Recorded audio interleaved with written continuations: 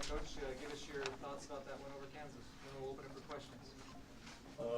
Yeah, obviously a great win. You know, we knew we've been waiting for a win against a really storied program and a team that's good. So we've had a couple that we could build on, but tonight was impressive by our guys. You know, to carry out the game plan on both ends of the floor. It was interesting early. You know, it was a real contrast in styles. They doubled down and went like extra big with their starters versus our shooting, and so.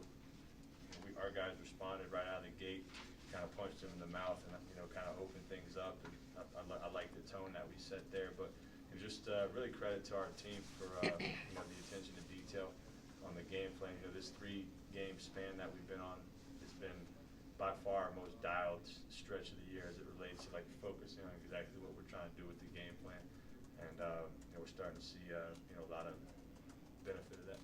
So with that, I'll open it up. You're in the first half, all 15 BYU's baskets had assists. 15 baskets, 15 assists. What does that say about just the way you guys were executing the offense and the way you were kind of running plays there in the first half? Yeah, I mean, honestly, I didn't have anything to do with it. That's our guys just playing the way we want to play. You know, in terms of like I wasn't doing anything special in the game. It's a product of our coaching staff and what we do in practice, and the players buy into like the way we want to play. That's an amazing stat. Someone told me that at halftime. It was incredible. So, I think it speaks to, we're a little different than a lot of teams in this league. You know, we're not. A lot of teams are rolling out these bruiser fours that beat you up, and we're doing it more with like space and pace and ball movement. And so tonight, it was clicking. Bill Self said that's the best anybody's played against his team this year. What's happening in that locker room that you guys are doing that's allowing you to put that kind of a beating on a good team like that? Yeah, I mean, I've said this most of this whole season. Like we really have had very few bad days, and so something I learned a long time ago in the NBA is just one of my mentors, Monty Williams, just say it all the time. Just stack days, just stack one day after the next, and when you get toward later part of the year, it all starts to add up. So I think it's a residual effect of that. Really proud of our team for being mature and being able to handle the deeper rotation and having joy for their teammate. When they're not the one that's actually out there doing it. I think a combination of all that has really got the guys in a good place. Was this the best game you played for a full 40 this year? I think so. Yeah. Which picked a good night to do it.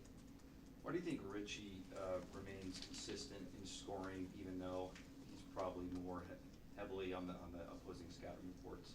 I mean, when you play and when you make as quick of decisions as he makes and our team tries to make, it's hard to stop.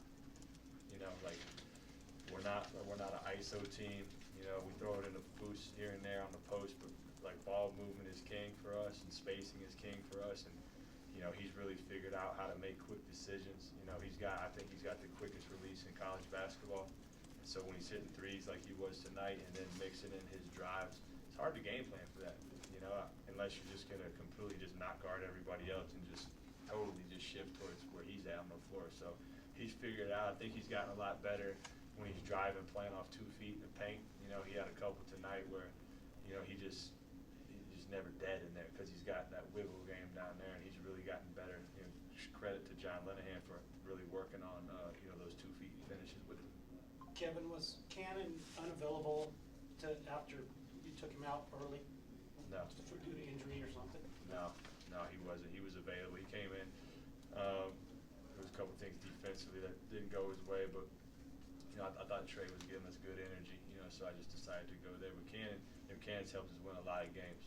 He's a guy that can really score the ball. So he's just continuing to learn and continue to put in work, and he'll be ready to go. What do you think of the physicality that Keita brought to kind of set the tone in the post against Dickinson, and then what Foose brought following him up? Yeah, I thought from a physicality standpoint, I thought that was the best game we've had as it relates to both of those guys.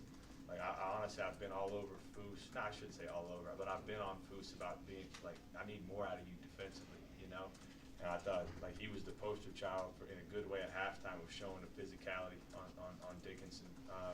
He was really moving him out of there, rooting him out of the post, and thought he did a great job. So I thought the combination of the two of them really set the tone with our physicality. as you know, switching can lead to ball movement being pretty stagnant, and that wasn't the case. How were you guys able to be as ball movement heavy as you were, given that they were switching on the defense end? You've seen too many NBA games, man. You know who I am. I know who you are.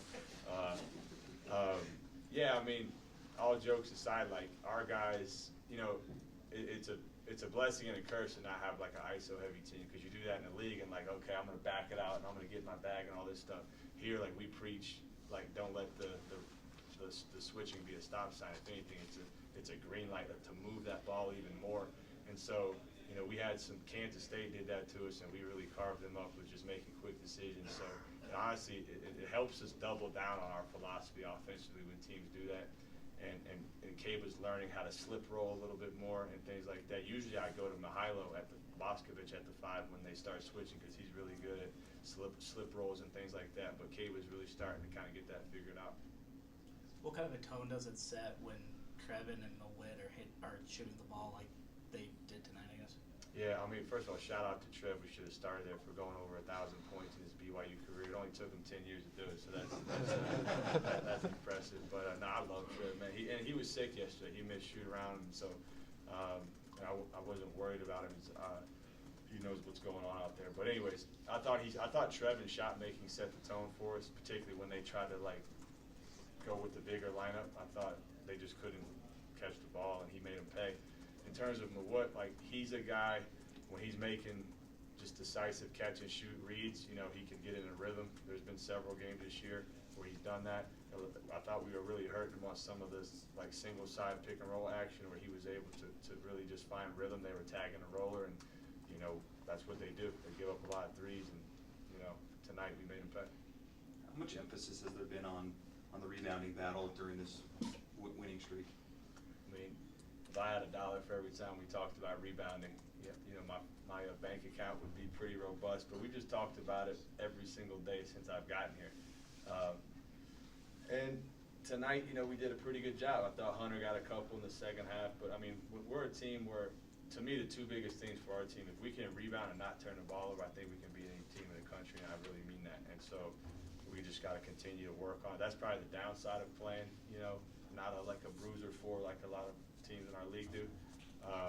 But tonight, you know, we were able to do it. How many did Jaeger have? I feel like he had 3 defensive rebounds, but I just felt like he was sticking his nose in there. Somebody told me at halftime, I think like 11 of our 15 defensive rebounds were by our 9-5s. You know, so our guards were doing a good job of getting in there. But some of that was the coverage we were playing. You know, we weren't chasing. We were just trying to gap a lot of their stuff and stay in between our man and the basket, which left us in pretty good rebounding position.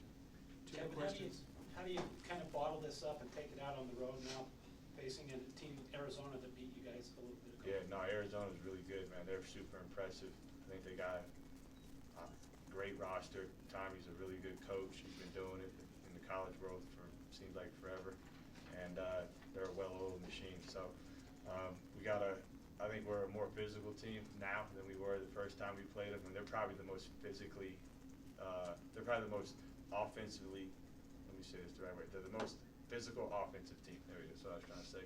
And so we gotta you know, do what we've done in the last couple of games as far as meeting that physicality. But in terms of bottling it up, I just think what we're trying to just continue to grow, and I've told our guys this a lot, is we're a good team. You know, and I don't know if our guys believe that. I mean, they thought we were good, but I don't know if they thought we could be an elite team. And just that internal belief is what we got to bottle up and continue to play with that kind of confidence. Last question. 30-point ranked win over a blue blood. On ESPN, interviewed by Scott Van Pelt after.